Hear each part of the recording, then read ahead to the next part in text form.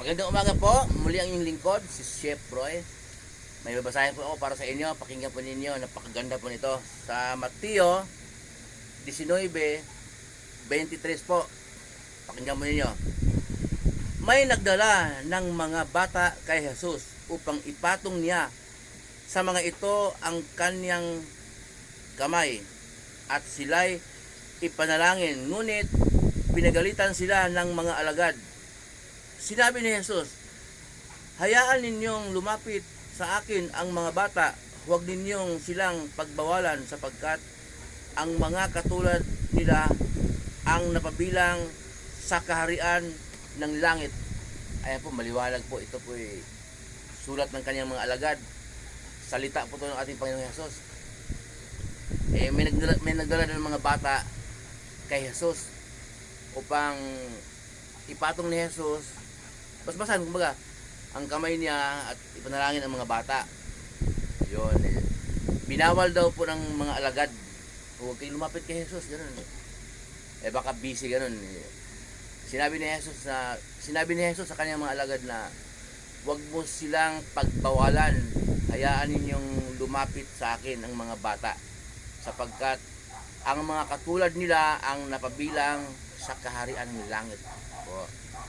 Kaya po, sa pag-aaral ko po, kasi nung bata po ako, marami po akong narinig. Hanggang ngayon po, na tayo daw, pinanganak na makasalanan. So, kung mayroon kayong Bible po sa bahay, may verse ako may nabanggit. Basahin po ninyo, Mateo 19:23. Hindi po pala totoo yun na tayo ay, noong nasa tiyan pa ng magulang natin, pinanganak na makasalanan. Hindi po totoo pala yun. Binasa niyo yung lingkod. Ang sabi ni Jesus, ang mga katulad nilang mga bata, sila ang napabilang sa kaharian ng langit. So, mayroon din pong nababasa, biblical din po yun na ang sanggol, ang umiinom ng gatas, sanggol, wala pang kamungmuwang sa kasalanan at wala pa rin kamungmuwang sa kabutihan. So, bata pa eh. Okay? Pag lumaki na po, sa panahon ngayon magkaisip na, edad 4 na taon, 5 taon na yun, matuto ng kalukuhan dahil sa hinayaan ng magulang na manood ng cellphone, may mga bold, halikan, mga kapitbahay naman, mga salitang bastos, marinig ng mga bata.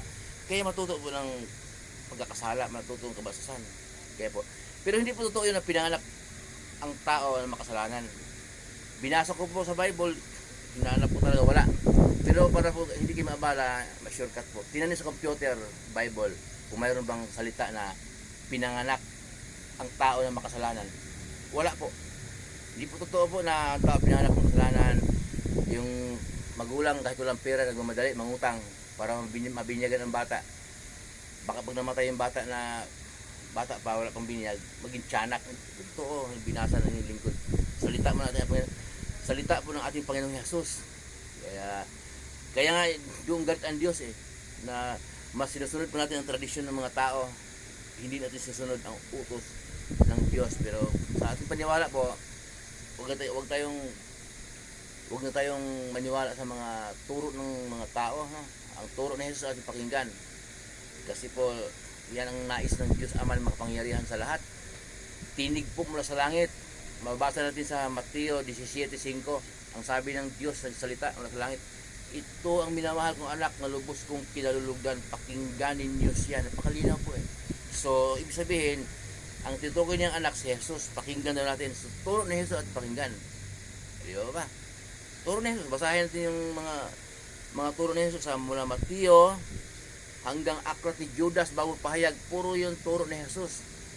Nung namatay po ang ating Panginoon Jesus, muling mabuhay siya, kinausap niya ang kanyang mga alagad. Kung paano ako tinuro, kung paano ako isinugo ng Ama, gayon din naman isinusugo ko kayo. Kaya pag akyat ng ating Panginoong Jesus sa langit, tinuloy ng kanyang mga alagad ang pangaral. Ayan, pinapasulat naman ng Diyos sa Bible para natin mababasa. Mula Gawa hanggang aklat ni Judas, puro mga alagad ni Jesus ang nangangaral noon. Pero turo po ni Jesus ang pinapangaral nila. Hindi po sila lumiko, hindi po sila hindi sila turo na sarili nilang karunungan. Turo ni Jesus po. Sa turo po tayo ni Jesus, makinig. Andiyan po sa Bible, lahat na yan, mga tradisyon ng una pa. Yun, tao po yun, sa tao nagturo. Pero nalaso na tayo, hindi na tayo makakawala noon dahil yun ang ating nakasanayan. Pero dapat tuturo ni Jesus talaga. Muli pang yung lingkod, si Chef Roy. Pagkapalain po tayo ng Diyos. Samahan po tayo ng Diyos kahit saan po kayo pupunta. Manalangin bago umalis.